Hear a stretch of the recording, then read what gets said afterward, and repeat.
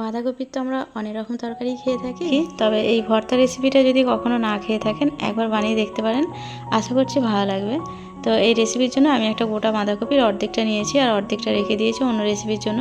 আর একদম মিহি করে কেটে নিচ্ছি, যত সম্ভব ঝুরি করে বা একদম ঝিরিঝিরি করে কেটে নেওয়া যায় ততটাই ঝিরি করে কেটে নিতে হবে, তাহলে খেতে ভালো লাগবে। আর ভিতরে শক্ত অংশটা বাদ দিয়ে দিয়েছি। এরপর পরিষ্কার জলে 2 থেকে 3 বার ধুয়ে নেব। এরপর গ্যাসের উপর কড়া বসিয়ে এই বাঁধাকপিগুলো দিয়ে দেবো আর হাফ চামচ নুন দিয়ে একটু নেড়েচেড়ে মিশিয়ে নিয়ে গ্যাস হিটটা লো করে দিয়ে 6 মিনিটের মতো এটাকে সেদ্ধ করতে দেবো। 6 মিনিট পর ঢাকনাটা খুলে একটু নেড়েচেড়ে নিয়ে শুকনো মতো হয়ে গেলে একটু ঠান্ডা করতে মিলিয়ে দেবো। তারপর মিক্সিতে তুলে নেব পেস্ট করার জন্য। পেস্টটা একটু চিবড়ে করে করতে হবে, একদম মিহি করে করলে হবে না, ঠিক এই রকম।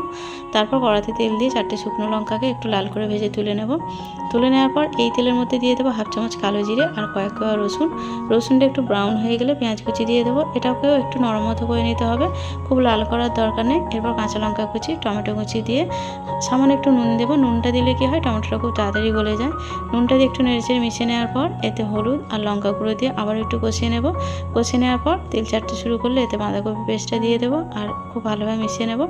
তারপর এতে স্বাদ মতো একটু চিনি দিয়ে দেবো। চিনিটা চাইলে স্কিপ করতে পারেন। অল্প একটু নুন আর ধনেপাতা পাতা কুচি দিয়ে একটু নেড়েচেড়ে মিশিয়ে শুকনো শুকনো মতো হয়ে গেলে ওপর থেকে শুকনো লঙ্কাকে গুঁড়ো করে ছড়িয়ে দেবো। তারপর ওই প্লেটেই সার্ভ করতে দিয়ে দেবো আর একটু গুছিয়ে সার্ভ করতে দিলাম। আর রেসিপি ভালো লাগলে প্লিজ একটা লাইক করে দেবেন।